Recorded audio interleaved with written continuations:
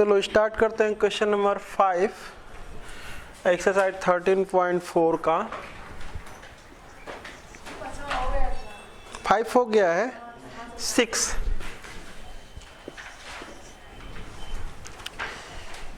कह रहा है कि 25 बल्बों के एक ढेर से जिसमें 5 बल्ब खराब हैं, 3 बल्बों का एक नमूना यादृच्छिक बिना प्रतिस्थापन के निकाला जाता है। खराब बल्बों की संख्या का प्रायिकता बंटन ज्ञात कीजिए। पहले देखते हैं, कह रहा है कि 25 बल्बों के एक ढेर से, ये 25 बल्बों का एक ढेर है जिसमें कह रहा है कि 5 बल्ब खराब हैं। तो यहाँ पर ये जो बल्ब खराब हैं इनकी संख्या दिया हुआ है। खराब बल्बों की संख्या कितनी है? 5। तो अच्छे बल्बों की संख्या कितनी हो जाएगी? 20। ये जो ठीक बल्ब हैं वो कितने हो जाएंगे? 20। टोटल 25 में से 5 खराब हो जाएंगे तो ठीक बल्बों की संख्या क्या हो जाएगी? 20। 3 बल्बों का एक नमूना, इसमें से कितने बल्ब निकाले जाते हैं? 3 बल्ब निकाले जाते हैं। 3 बल्ब निकाले जाते हैं। तो कह रहा है कि 3 बल्बों का एक नमूना यादृच्छिक बिना प्रतिस्थापन के निकाला जाता है। खराब बल्बों की संख्या का प्रायिकता बंटन ज्ञात कीजिए। तो लिख दे रहा हूं कि खराब बल्बों की संख्या के लिए, खराब बल्बों की संख्या के लिए यादृच्छिक चर x बराबर, हमको कितने बल्ब निकालने हैं? 3 बल्ब। तो हो सकता है कि तीनों बल्ब अच्छे हों, मतलब एक भी खराब ना हो। कह रहा है कि खराब बल्बों की मतलब कि हम उसमें जो 3 बल्ब निकाल रहे हैं उसमें से एक परिणाम को लेकर के हम इच्छुक हैं। किसके लिए? खराब बल्बों की। क्या कर रहा है? खराब बल्बों की संख्या का प्रायिकता बंटन, मतलब खराब बल्बों की संख्या को लेकर के हम इच्छुक हैं। तो हो सकता है कि 3 बल्ब जब हम निकालें तो एक भी खराब ना आए, या हो सकता है कि एक बल्ब खराब आ जाए, या हो सकता है कि 2 बल्ब खराब आ जाए, या हो सकता है कि तीनों बल्ब खराब आ जाए। क्योंकि खराब बल्बों की संख्या 5 है तो पॉसिबल है 3 बल्ब खराब आ सकते हैं, तीनों के तीनों। तो अब हमको जो है इनके करस्पॉन्डिंग प्रोबेबिलिटी निकालेंगे तो ही हम बात करेंगे। तो देखो ध्यान से लिखता हूं यहाँ पर प्रोबेबिलिटी ऑफ x बराबर 0। कितने बल्ब निकाले जाते हैं? 3 बल्ब निकाले जाते हैं और तीनों बल्ब क्या हैं? तीनों बल्बों में से एक भी बल्ब खराब नहीं है, यानी कि तीनों बल्ब कैसे हैं? अच्छे हैं। तो अगर तीनों बल्ब अच्छे हैं तब तो इसमें से निकाला गया होगा। जब इसमें से निकाल के देखो, हम 1 by 1 विदाउट रिप्लेसमेंट जब करके हम कोई काम करते हैं तो वहाँ पर जो संचय का फार्मूला होता है, कॉम्बिनेशन का, उसको अप्लाई किया जा सकता है। तो हम ये कहें कि यहाँ पर इसमें से कितने बल्ब निकाले गए हैं? तीनों अच्छे हैं तो इसमें से निकाला गया होगा ना। तो 20C3 और बटे में टोटल कितना हो जाएगा? 25C3, तो हो जाएगा 25C3। मतलब 3 बल्ब निकाले गए थे, तीनों अच्छे हैं, तो अच्छे के अनुकूल अवसरों की संख्या बटे में कुल अवसरों की संख्या। तो यहाँ पर हो जाएगा 20 गुणे 19 और गुणे 18। अब बटे में फैक्टोरियल 3, नीचे फैक्टोरियल 3, फैक्टोरियल 3 से फैक्टोरियल 3 कैंसिल हो जाएगा। तो 25 गुणे 24 गुणे 23। तो इसको हम सॉल्व कर लेंगे, जो भी आएगा उसको मैं लिखूंगा अभी। उसके बाद मैं लिखता हूँ Px बराबर कितना? 1। मतलब कि एक बल्ब खराब हो, क्या आता है?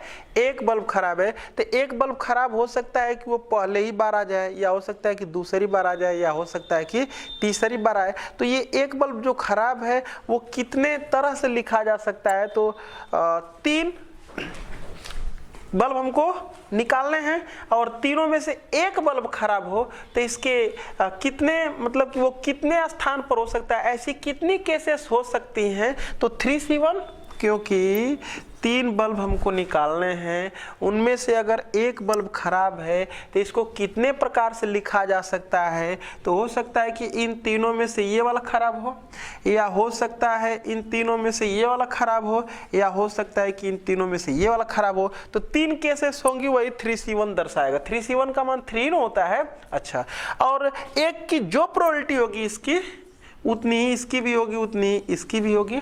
और हम क्या कर देंगे, उसमें 3C1 का मल्टीप्लाई कर दें या 3 बार इसको जोड़ें, दोनों बात एक ही है।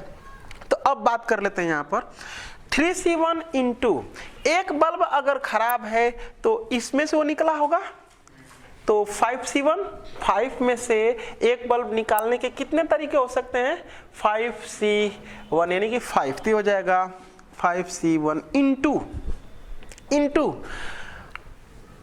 बल्ब अच्छे, अरे एक बल्ब खराब है, 2 बल्ब अच्छे होंगे ना, तो अच्छे बल्ब यहां से निकाला गया होगा, तो 20C2 हो जाएगा 20C2 और अपान टोटल कितना हो जाएगा, 25 में से 3 निकालने के कितने तरीके हो जाएंगे, तो हो जाएगा 25C3 ये हमारा इसके करस्पॉन्डिंग प्रोबेबिलिटी हो जाएगी। एक बार और 2 और वैल्यू है ना, x बराबर 2 पर निकाल लेते हैं। तो x बराबर 2 अगर निकालेंगे इसका मतलब कि 2 अच्छे बल्ब हैं, 2 बल्ब खराब हैं। तो 2 बल्ब अगर खराब हैं तो वो कितने प्रकार से लिखा जा सकता है उसको भी देख लो।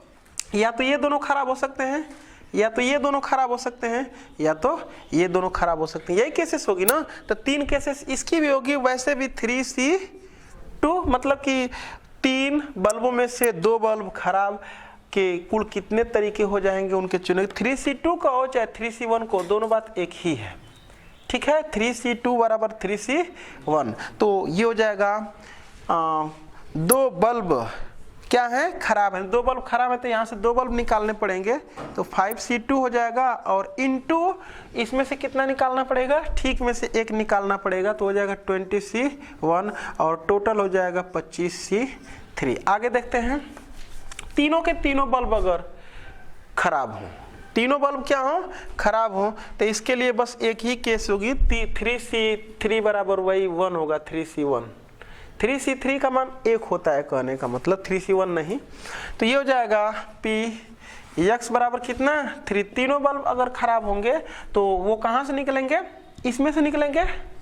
अगर तीनों बल्ब खराब होंगे तो इसमें से वो निकलेगा, तो हो जाएगा 5C3 और बटे में हो जाएगा 25C3 और 3C3 का मल्टीप्लाई करने की कोई जरूरत नहीं है, उसका मान 1 ही होगा। तब इन सबके जो है कि हम करस्पॉन्डिंग ये जो x बराबर 0 पर प्रोबेबिलिटी है इसको हल कर लेते हैं, इसको हल कर लेते हैं, इसको हल कर लेते हैं और इसको, और उसके बाद एक हम प्रोबेबिलिटी डिस्ट्रीब्यूशन बना देते हैं, वही हमारा क्या होगा, आंसर होगा। बस हमको प्रोबेबिलिटी डिस्ट्रीब्यूशन बनाने के लिए कर रहे हैं, तो हल कर लेते हैं इसको। देखो अगर हम इसको हल कर लेंगे तो ठीक है, कोई बात नहीं है, और नहीं भी अगर हल करते हैं प्रोबेबिलिटी डिस्ट्रीब्यूशन बना करके, अरे बस क्या करना है, काटना पीटना है और कुछ नहीं करना है। तो प्रोबेबिलिटी डिस्ट्रीब्यूशन बना करके 0 1 2 3 लिख लेंगे और उसके नीचे ये लिख देंगे, इसके नीचे ये लिख देंगे और इसके नीचे ये लिख देंगे, इसके नीचे ये लिख देंगे, तो भी हो जाएगा। थोड़ा सा इसको दूसरे तरीके से भी हम लोग देख लेते हैं। देखो हम ये बताए हैं कि वो एक निकाला जाता है तो फिर उसमें रखा नहीं जाता, यही विदाउट रिप्लेसमेंट होता है। तो अगर हम ये कहें कि एक भी खराब नहीं आता है, तो एक भी खराब नहीं आता है कि मतलब तीनों क्या आते हैं, अच्छे आते हैं। तो अच्छे अगर आते हैं तो उसको यहाँ से निकालना पड़ेगा। तो पहला बल्ब निकलने की जो प्रोबेबिलिटी हो जाएगी वह कितना हो जाएगा, 20/25। अरे तीनों अच्छे आते हैं तो उस अच्छे के अनुकूल अवसरों की संख्या 20 और टोटल कितना है, 25 गुणे। हो सकता है एक निकाले, दूसरा भी अच्छा आता है, दूसरा अच्छा तो इसको रखा नहीं गया है, तो हो जाएगा 19/24 गुणे। तीसरा भी अच्छा आता है तो 18 में कितना हो जाएगा, 23। देखो यही है क्या ये। अच्छा अगर मैं इसका निकाला हूं, इन तीनों को मैं समझाने जा रहा हूं। अच्छा उसके बाद हो सकता है कि क्या हो, एक खराब हो, एक भी खराब नहीं था, अब क्या हो, एक खराब हो। तो एक खराब होगा तो एक इसमें से निकालेंगे, तो इसकी प्रोबेबिलिटी हो जाएगी 5/25। अरे एक इसमें से निकालेंगे तो 5/25 टोटल इनटू, अब उसमें रखना नहीं है, रखना नहीं है तो एक इसमें से कम हो जाएगा। अब 2 इसमें से निकालना है, तो जब 2 इसमें से निकालेंगे तो कितना हो जाएगा, ये 20/24 अरे इसमें ठीक अभी तो टोटल है ये ना है, तो ये 20 बटे में 24 हो जाएगा और फिर इंटू 19 बटे में कितना हो जाएगा 23, क्योंकि उसमें रखना नहीं है। और ऐसी केसेस मतलब एक खराब हो और दो अच्छे हों, ये कितने जगह पर होंगे तो अभी बताएं 3C1, तो इसमें 3C1 का क्या कर लेंगे मल्टीप्लाई कर लेंगे ऐसे। अच्छा एक अगली केस है कि दो खराब हों, तो दो खराब को हम कितने प्रकार से लिख सकते हैं 3C2, और जब दो खराब होंगे तो दो इसमें से निकालना पड़ेगा। तो एक हो जाएगा 5 बटे में 20 और दूसरा हो जाएगा 4 बटे में, अरे 5 बटे में 20 करें 25, और दूसरा हो जाएगा 4 बटे में 24, और एक यहाँ से निकाल लेते हैं तो इसमें से निकाल देंगे तो हो जाएगा 20 बटे में 23, क्योंकि रखना नहीं है ना, ये तो पूरा पूरा हमारा वैसे ही पड़ा हुआ है, बस इसमें से कमी हो रही है गेंदों की। और चौथी केस हमारी हो जाएगी 3C3, क्योंकि वो तीनों अच्छे हैं, तो तीनों अच्छे हैं तो इसी में से बस हमको निकालना। 3C3 का मान 1 होता है, तो 1 का मल्टीप्लाई नहीं भी करेंगे तो काम चलेगा। तो हो जाएगा कितना बोल दो, अरे सब प्रोबेबिलिटियों का मल्टीप्लाई कर दिया है मल्टीप्लीकेशन रूल। तो ये हो जाएगा 5/25, 4/24, और ये हो जाएगा 3/23।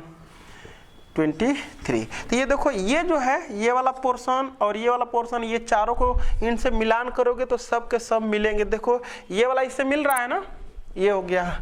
सेकंड देखो जब इसको मैं हल करूंगा तो ये 3C1 का मान 3 होता है और 5C1 का मान 5 होता है, और 20C2 का मतलब होता है 20 गुणे 19 बटे में फैक्टोरियल 2 गुणे ये देखो 25 गुणे 24 और गुणे 23 बटे में फैक्टोरियल, ये कितना हो जाएगा 3।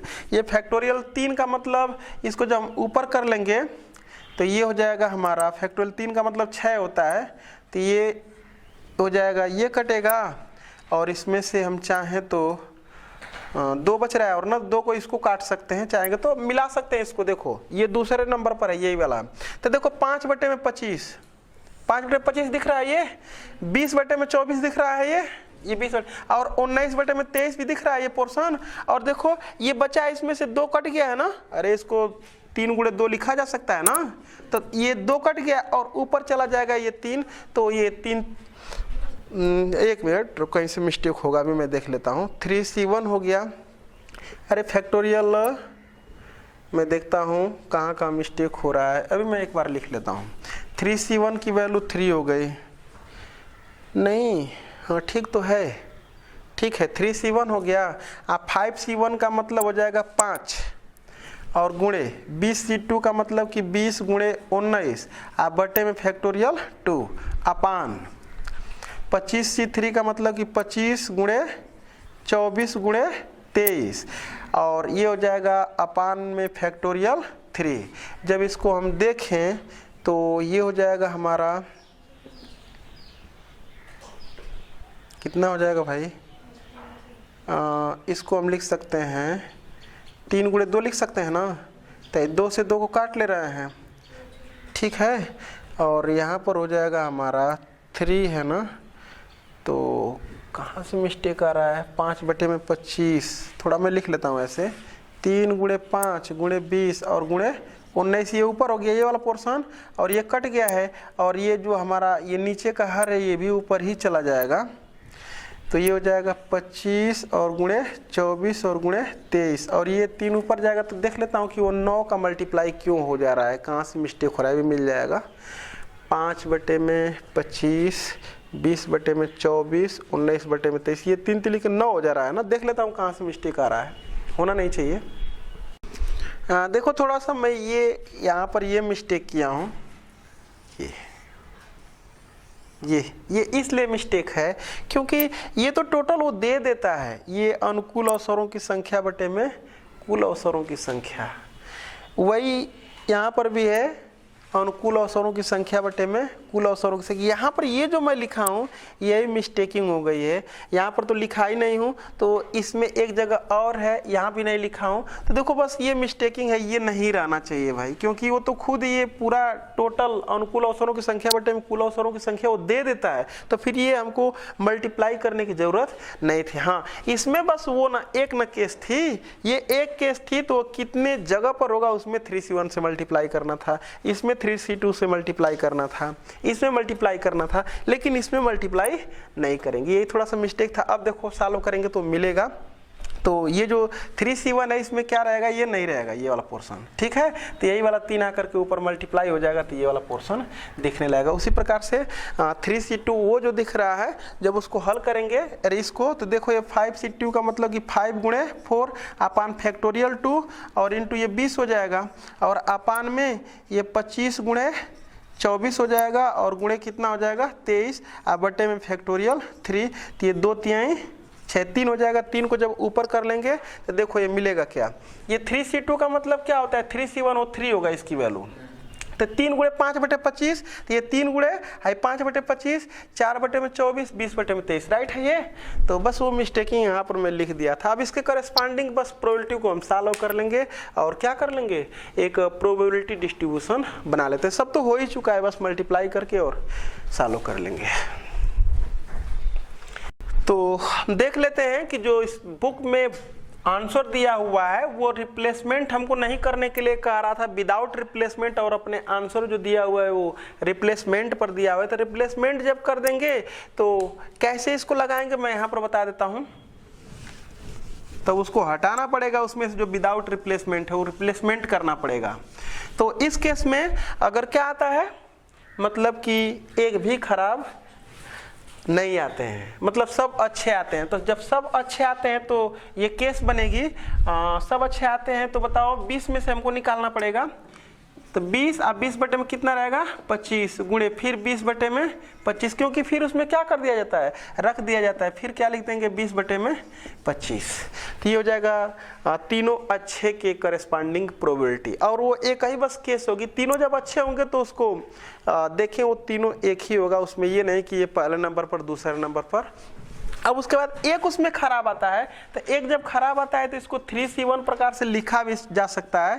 तो ये 3c1 और उसके बाद एक खराब होगा तो ये यहाँ से निकाला जाएगा, तो हो जाएगा 5 बटे में 25, और फिर उसमें क्या कर दिया गया, रख दिया गया। तो बाकी अब ठीक निकलने चाहिए, तो 20 बटे में 25 और गुणे 20 बटे में 25 ऐसा कुछ हो जाएगा। और फिर उसके बाद 2 खराब होना चाहिए, तो फिर 2 खराब को हम 3c2 बार लिख सकते हैं, मतलब दो खराब होगा, ऐसे कितनी केसेस बनेगी ये हो जाएगा।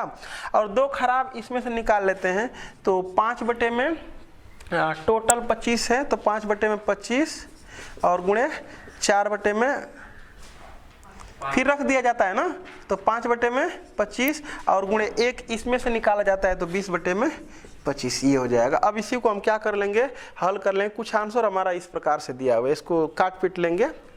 ये कितना हो जाएगा 5 चौके, तो 4 चौके 16 चौके 64 हो जाएगा, और बटे में 5 बचे 25 बचे 125 हो जाएगा।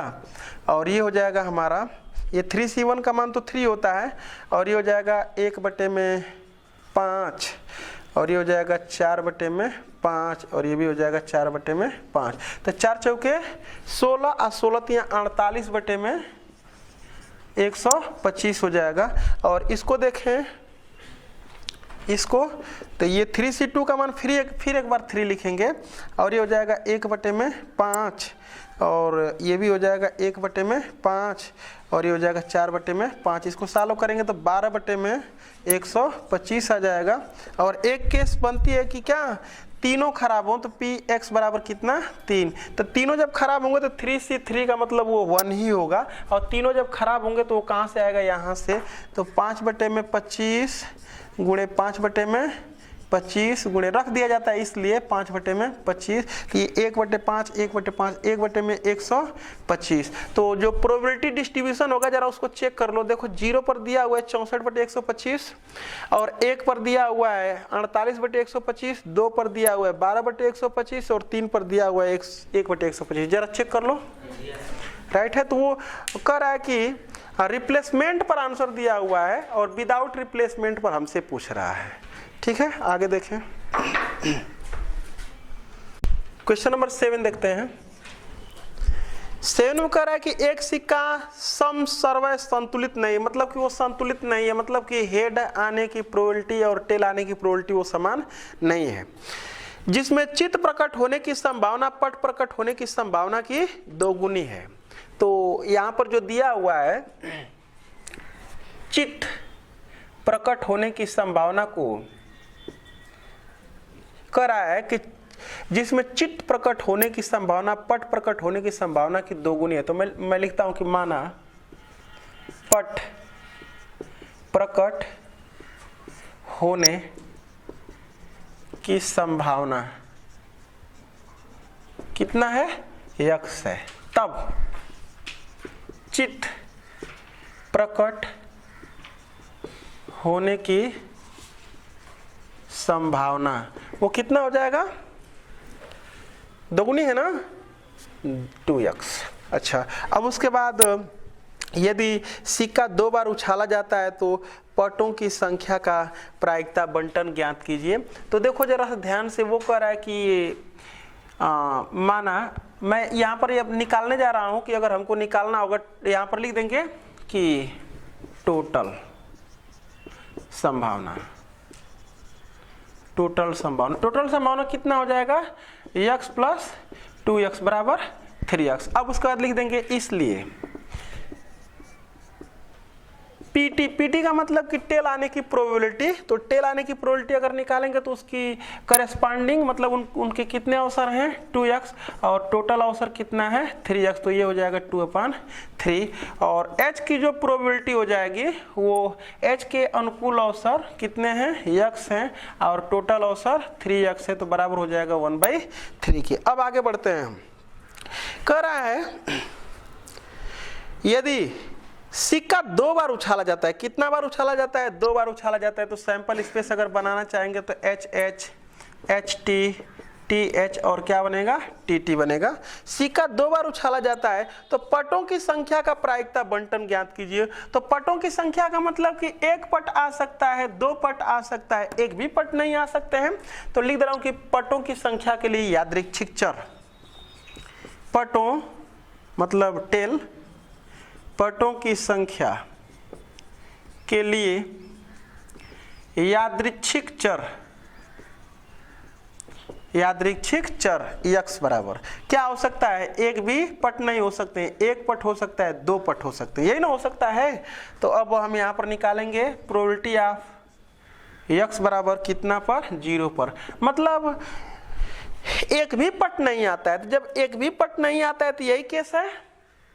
तो इसकी प्रोबेबिलिटी अगर हम निकालेंगे तो h की प्रोबेबिलिटी देखो कितनी है, 1/3, और इनटू इसकी प्रोबेबिलिटी है 1/3, दोनों एक साथ हैं इसलिए तो 1/9। p x बराबर कितना ले लेते हैं, 1 पट आता है। तो 1 पट की केस में ये है और ये है, तो यहां पर लिख दूंगा p x बराबर 1, तो बराबर हो जाएगा इसकी प्रोबेबिलिटी 1, h की प्रोबेबिलिटी है 1/3 और इनटू t की प्रोबेबिलिटी है 2/3 प्लस इसका भी, तो ये हो जाएगा t 2/3 और इंटू 1/3। हल कर लेंगे तो 2 कम 2, तो 2 4/9 हो जाएगा, क्या है। अच्छा, एक और केस है p x बराबर कितना, 2, दोनों पट आते हैं, तो बस ये कई वो केस है ना। तो ये हो जाएगा t की प्रोबेबिलिटी है 2/3 और इंटू 2/3 बराबर ये भी कितना हो जाएगा, 4/9। तो यहाँ पर प्रायिकता बंटन में लिख लेता हूं, प्रायिकता बंटन, बस x के 3 ही माने क्या। अच्छा चलो यहाँ पर x लिख लेता हूँ, यहाँ पर px लिख लेता हूँ। तो x का मान है 0 है, 1 है और 2 है, तो इसके करेस्पॉन्डिंग प्रोबेबिलिटी है 1/9, 4/9, 4/9। ये हमारा क्या हो जाएगा आंसर, चेक भी कर सकते हैं।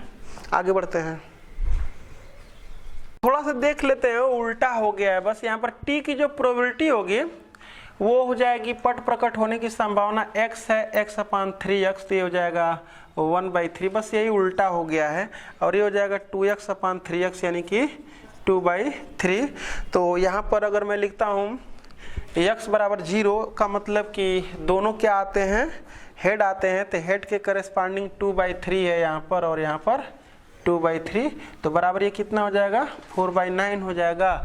और जब x का मान 1 करेंगे तो x का मान 1 का मतलब कि एक टेल आता है, तो ये हेड का है 2/3 इंटू 1/3, 2/3 इंटू 1/3 प्लस 1/3 इंटू 2/3 तो बराबर हो जाएगा 4/9, ये भी हो जाएगा देख लो।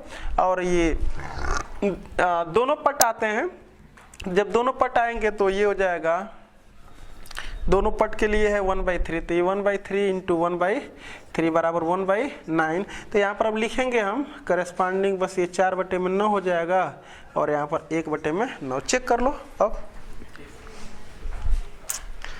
क्वेश्चन नंबर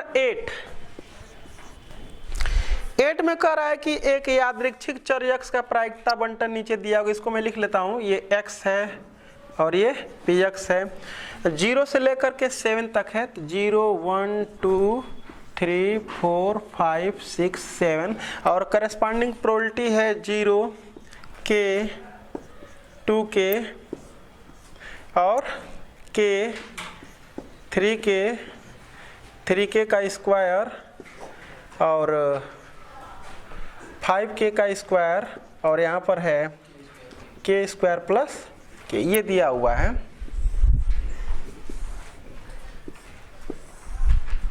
तो क्या हमसे पूछ रहा है, देखो हम जानते हैं कि प्रोबेबिलिटी 0 नहीं होती है, लेकिन कह दिया है कि ये प्रायिकता बंटन है, चलो उसको हम लेकर के चल ही ले रहे हैं, क्या करना है। तो ये कह रहा है कि निम्नलिखित में प्रत्येक को ज्ञात कीजिए। ए में कह रहा है कि k का मान ज्ञात कीजिए और बी में कह रहा है कि ए में k का मान पूछ रहा है, निम्नलिखित का मान ज्ञात कीजिए, k की वैल्यू पूछ रहा है और यहाँ पर पूछ रहा है probability of x less then 3 और सी में पूछ रहा है हमसे प्रोबेबिलिटी x ग्रेटर देन 6 की वैल्यू और डी में पूछ रहा है, डी में P0 less than x less then 3 की वैल्यू कितनी होगी, समझते हैं। तो पहले तो हमसे k का मान पूछ रहा है, तो हम जानते हैं कि सभी प्रोबेबिलिटी का जो सम होता है वो 1 होता है, तो लिखेंगे कि चूंकि इन सब का सम 1 के इक्वल, तो देखो ये हो जाएगा, जोड़ लेते हैं डायरेक्टली, तो ये हो जाएगा 2k 3k 4k 7k और ये 8k हो जाएगा और k स्क्वायर में देख लेंगे k स्क्वायर 3k स्क्वायर और 5k स्क्वायर 9k स्क्वायर, ये हो जाएगा और बराबर ये कितना हो जाएगा 1। हल कर लेते हैं इसको, जब हल करेंगे तो हो जाएगा 9k स्क्वायर प्लस 8k और माइनस 1 बराबर 0। 9 एक कम 9 हो जाएगा, यानी कि 9k का स्क्वायर और प्लस 9k और माइनस k माइनस 1 बराबर 0। 9k को कॉमन कर लेते हैं, तो 9k को जब कॉमन करेंगे तो कितना हो जाएगा k और प्लस 1 माइनस 1 कॉमन कर लेते हैं, ये भी k प्लस 1 बराबर 0, तो k प्लस 1 और ये हो जाएगा 9k माइनस 1 बराबर 0। तो यहाँ पर लिख देंगे दिस इम्प्लाइड k बराबर -1 या k बराबर 1/9। तो k का मान -1 नहीं हो सकता क्योंकि प्रोबेबिलिटी निगेटिव नहीं होती है, तो इसको हम क्या कर लेंगे, अमान्य कर लेंगे। तो k का मान कितना हो जाएगा 1/9। तो एक आंसर तो हमारा हो जाएगा, ये पहले का सॉल्यूशन कितना हो जाएगा, ये a को मैं सॉल्व कर दिया हूँ। अब उसका बाद b को देख लेते हैं, तो यहाँ पर मैं लिखूंगा b वाला सवाल जो हमारा है वो यही पूछ रहा है, प्रोबेबिलिटी x लेस देन 3, मतलब कि x लेस देन 3 पर कितनी प्रोबेबिलिटी है देख लेते हैं। तो x लेस देन 3 का मतलब कि ये देखो यही x की वैल्यू 3 है, तो 3 से कम यही सब है ना, तो इस पर प्रोबेबिलिटी ये है, ये है, ये, इन सबको हम क्या कर देंगे, ऐड कर देंगे।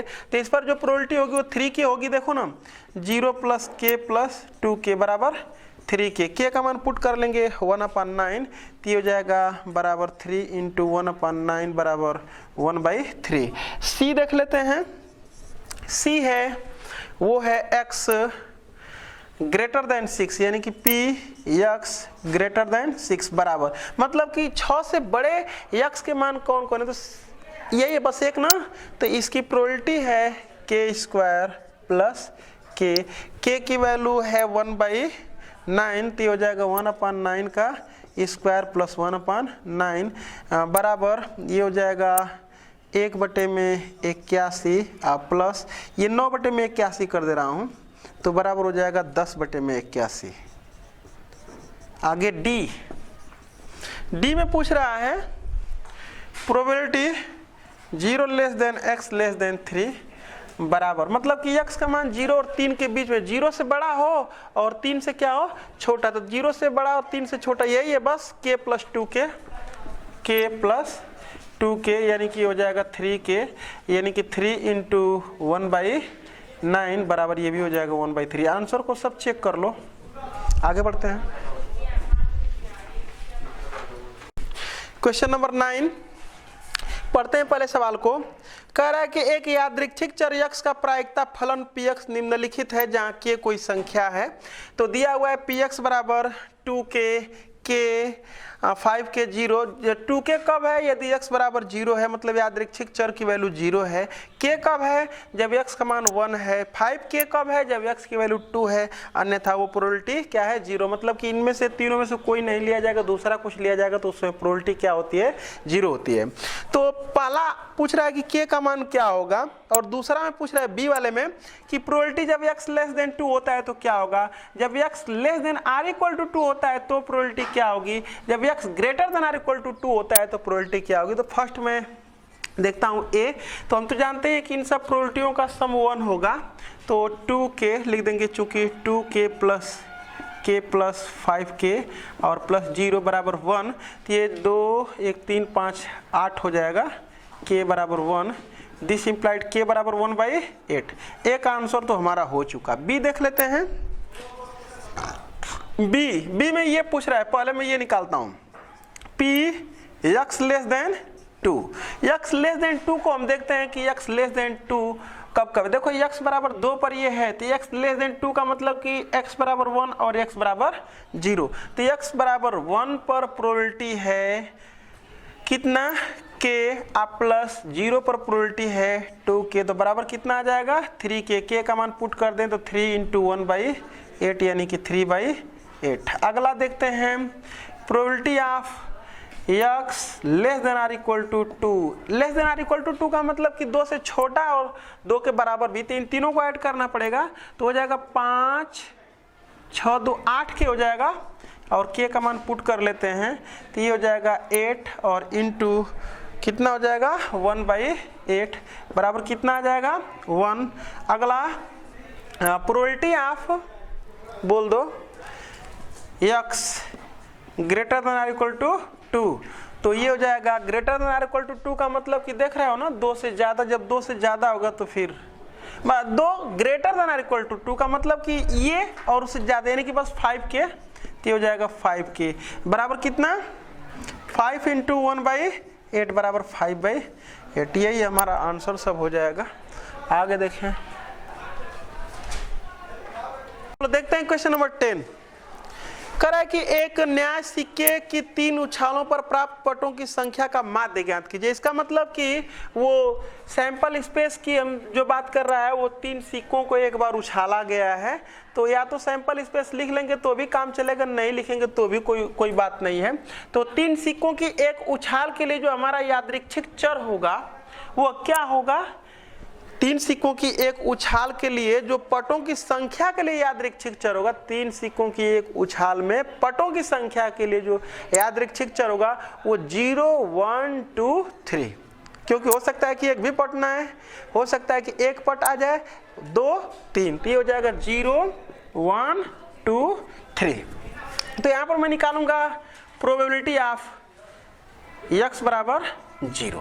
अगर तुमको नहीं समझ में आएगा तो हम ऐसे भी दिखा दे रहे हैं और बिना इसके भी लगा लेंगे, वो भी दिखा देंगे। तो h h h h h t h t h t h h फिर h t t t h t t t h और तीनों t। तो देखो कह रहा है कि एक भी पट नहीं आते, तो एक भी पट नहीं आते तो बस एक ही केस तो है वो, तो ये हो जाएगा 1/8 प्रोबेबिलिटी। फिर उसके बाद p x बराबर कितना 1, x बराबर 1 का मतलब एक पट आता है, तो एक पट की केस 1 2 3, तो ये हो जाएगा 3/8। वैसे अभी मैं समझाता हूँ फिर एक बार, x बराबर 2 यानी कि 2 पट आते हैं तो 2 पट की भी केस उतनी ही होगी, देखो 1 2 3, तो ये हो जाएगा 3/8। और तीनों पट आते हैं तो उसकी एक केस है तो 1/8। अगर वो नहीं बना होता तो भी हम संचय के फार्मूले से निकाल सकते हैं। अगर एक पट आता, एक भी पट नहीं आता है तो इसका मतलब कि टोटल क्या आएंगे, हेड ही आएंगे, तो वो एक केस है। यानी कि यहाँ पर 3 में से एक भी पट नहीं आता, यानी कि 3C0।